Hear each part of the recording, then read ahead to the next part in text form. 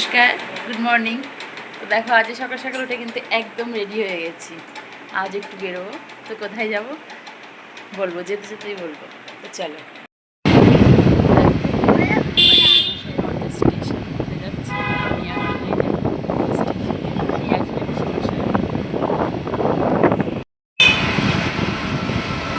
এখন যাচ্ছি স্টেশন। তো দেখো আমার টিকিট কাটা হয়ে গেছে, আমি কিন্তু স্টেশন পৌঁছে গেছি। আস্তে আস্তে। তো দেখো ফাইনালি কিন্তু আমি আর রান্না ট্রেনে উঠে গেছি। আমরা উঠেছি বনগাঁ ট্রেনে, আমরা যাচ্ছি বনগাঁ। তো দেখো ফাইনালি কিন্তু আমাদের ট্রেন ছেড়ে দিয়েছে, আমরা যাচ্ছি বনগাঁ। দেখো আমরা কিন্তু পৌঁছে গেছি বনগাঁ স্টেশন। দেখো বনগাঁ স্টেশন, আমরা কিন্তু পৌঁছে গেছি বনগাঁ স্টেশন। দেখো ট্রেনটাও কিন্তু ছেড়ে দিল, ট্রেনটা যাবে শিয়ালদা। আমরা নেমে গেছি বনগাঁ জংশন, এবারে উঠবো টোটোতে যাব মতিগঞ্জ। তো দেখো বনগাঁ স্টেশনে নেমে আমি কিন্তু মতিগঞ্জ যাবো বলে টোটোতে উঠে গেছি।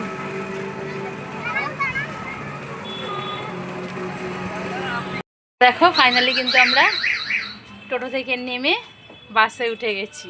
আমরা যাব বাসে করে মেহেরানি। আমরা কিন্তু বাসে উঠে গেছি, যাব মেহেরানি।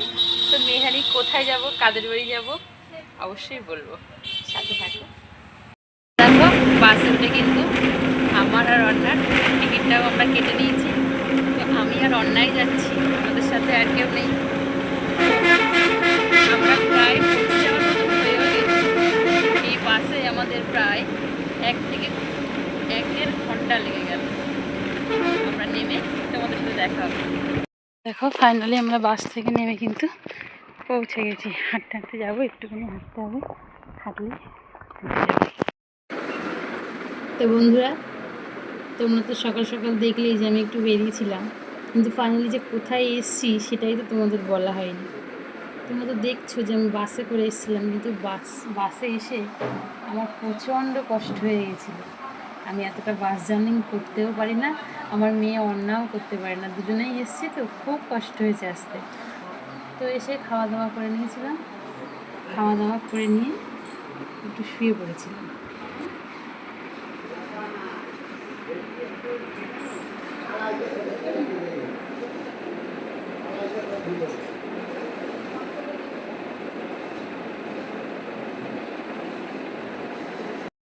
তো একটু রেস্ট নিয়ে উঠে আমি স্নান করে নিয়েছি, আমাকে স্নান করিয়েছি। তো স্নান করার পরে জানোই তো, স্নান করার পরে আমার পুজো পাঠ দেওয়াটাই আমার সবথেকে বড় কাজ। তো দেখো আমি কিন্তু একা আসিনি, আমার মেয়ের সাথে আমি আমার বিনোদকেও নিয়ে এসেছি। তো বিনোদকে স্নান করাই দিয়ে পুজো দেব।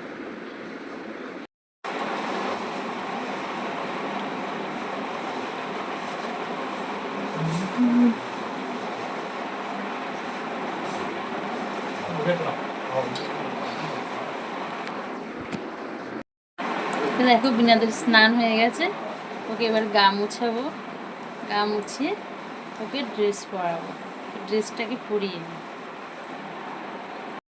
তো দেখো বিনোদকে একদম স্নান করিয়ে ড্রেস পরিয়ে আমি রেডি করে ঠিক এই জায়গাটা বিনোদকে বসিয়ে দিয়েছি। আর ছোটো পিসিমণিদের ঠাকুর ঘরটা এই যে মা লক্ষ্মীর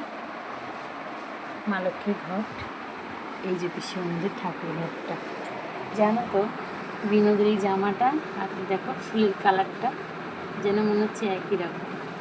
আমার বিনোদের এই জামাটা কেনা প্রথম জামা, এটা বিনোদের আমার কেনা প্রথম জামা।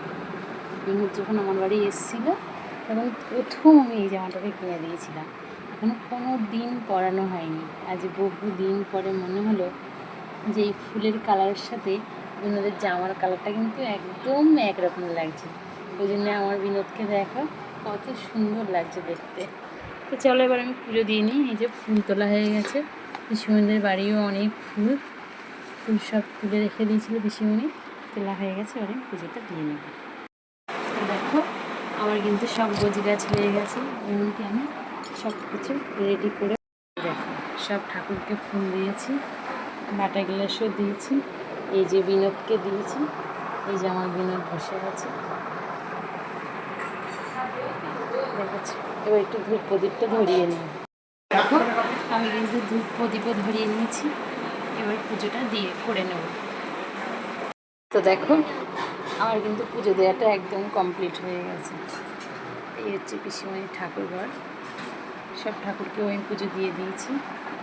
কিন্তু পুজো দিলেও জানো তো আর আমার মনটা খুব খারাপ লাগছে। দেখো আমার বিনোদ একা বসে আছে। মেজে বিষ্ণুদের বাড়ি ছিলাম, মেজে বিষ্ণুদের বাড়ি তো তিলক ছিল, বিনোদের পাশে ছিল, জন্য বিনোদের মুখটাও আজকে যেন কেমন লাগছে, হয়তো ওরও মন খারাপ লাগছে, কিন্তু বিশ্বাস করো আমার খুব মন খারাপ লাগছে তিলকের জন্যে। ওর পাশে থাকে দুজনা বসি, কিন্তু আজকে ওকে একা। তো দেখো বিকাল হয়ে গেছে, দুপুরবেলা আবার খেয়ে দিয়ে ঘুমিয়ে পড়েছিলাম, এতটাই শরীর ক্লান্ত হয়ে গেছে আস্তে আস্তেই। তো এই দেখো পিসিমণিদের বাড়ির ড্রাগন গাছ, কত ফুল হয়েছে, এবার ধরবে ফল। এটা হচ্ছে ছোট পিসিমণিদের বাড়ি।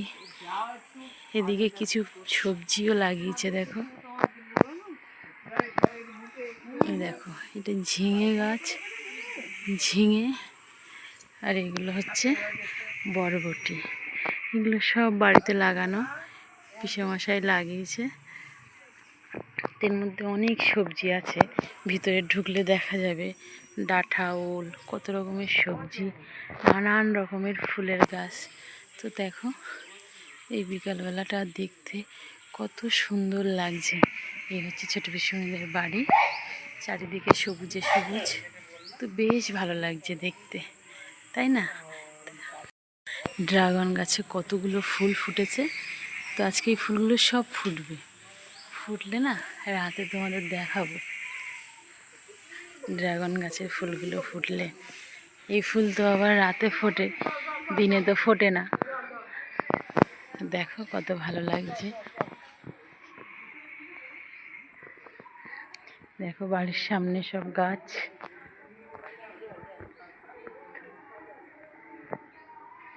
সব থেকে ভালো জিনিস দেখো এই হরিমঞ্চকটা।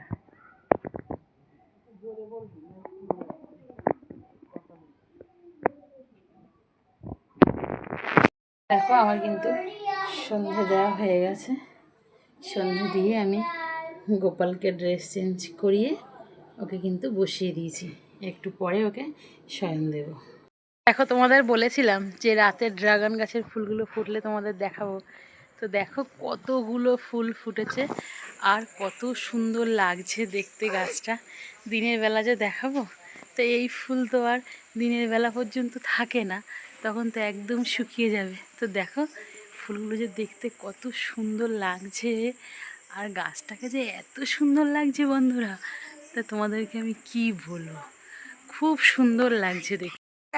তো দেখো ড্রাগন গাছের ফুল অন্তত কিছু না হলেও 30টা ফুল আছে গাছে, খুব সুন্দর লাগছে। দেখো একটু কাছ থেকে দেখালাম ফুলটা, তোমাদের তো দেখালামই ড্রাগন গাছের ফুলগুলো যে কি সুন্দর দেখতে লাগছে। আর ওই গাছতে প্রচুর ফুল ফুটেছে, ফলও আছে, এইটাই সিজন, এই সময় হয়। তো গাছটা দেখতে খুব সুন্দর লাগছে। তোমাদের কার কার দেখতে ভালো লেগেছে অবশ্যই আমাকে কমেন্টে জানাবে। আর ভিডিওটা আজকের মতো এখানেই এই পর্যন্তই, টাটা, আবার দেখা হবে অন্য কোনো ভিডিওতে।